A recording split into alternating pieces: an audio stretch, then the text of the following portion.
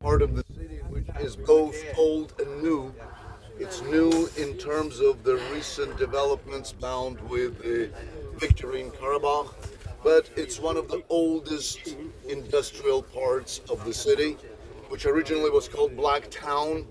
And this whole area, bless you, is bound with the worldwide famous family of the Nobels, who were the leading oil company in Baku's oil business before the Soviet takeover. So, in fact, mikrofon nicht damit.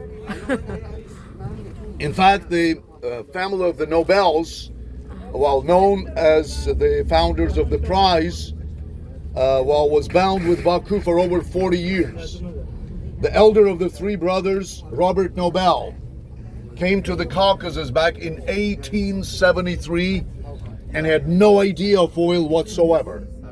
He came to look for walnut tree. Why? Because the Nobels had a huge plant producing guns in Izhevsk, Russia. That's exactly the place where now they're making Kalashnikovs.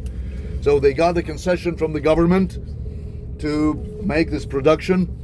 And when they started the plant, they figured out that the thing they didn't take into consideration was timber. Oh, Russia is the land of forests, but there is a very specific timber that you need for guns, which is walnut. So it was the quest for walnut that brought Robert Nobel, the elder of the three brothers, to the Caucasus, and he got to Baku in a right place at the right time.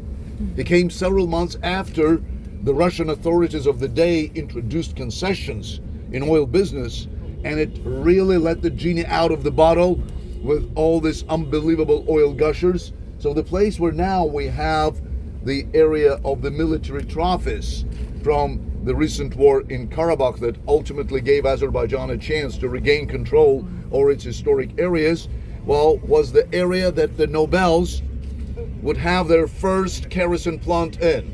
So what Robert Nobel did, not even consulting with his brothers, he spent all the money he was given for walnut tree, like 25,000 rubles, to purchase a kerosene plant. His brothers thought he was a crazy man. He said, "Are you crazy? We wanted you to bring walnut. What you brought instead?" He said, "Look, this gun business is temporary. It's a concession. It's for 7 years. Oil is forever." And in 3 years' time, Robert Nobel brought his younger brother Ludwig. And 3 more years after, in 1879, together with the third brother, Alfred, who was the founder of the Nobel's Prize, they incorporated the Nobel Brothers Naphtha Producing Company.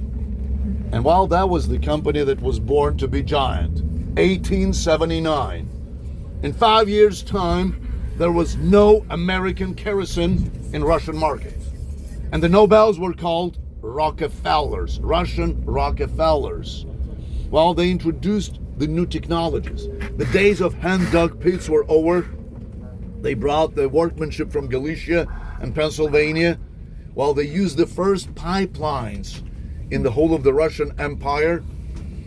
And they used the world's first oil tanker, which they called Zoroaster, after Zarathustra. And this oil tanker was manufactured in Sweden, where Nobels were originally from, and it took them a year to deliver it to the landlocked Caspian Sea, and the tanker was operating for almost 70 years, unless the Soviets sunk it in 1947, right after World War II, when onshore fields were depleted, and they started drilling offshore. So they built a huge place, the world's first offshore platform called Oil Rock, still operating. But when they were building this offshore platform, they needed to reinforce the seabed, and they found no better way of doing it than sinking 7 old tankers. And one of them was Zoroaster.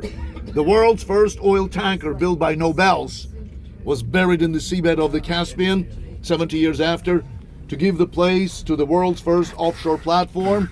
And 50 years after, in 1998, Pierce Brosnan was driving his BMW on the estacades in World Is Not Enough in James Bond. So we see the twists of local history, but now we're going to present you one of the most important and dynamic recent twists, which was the aftermath of the Second Karabakh War, that resulted in all this trophy park.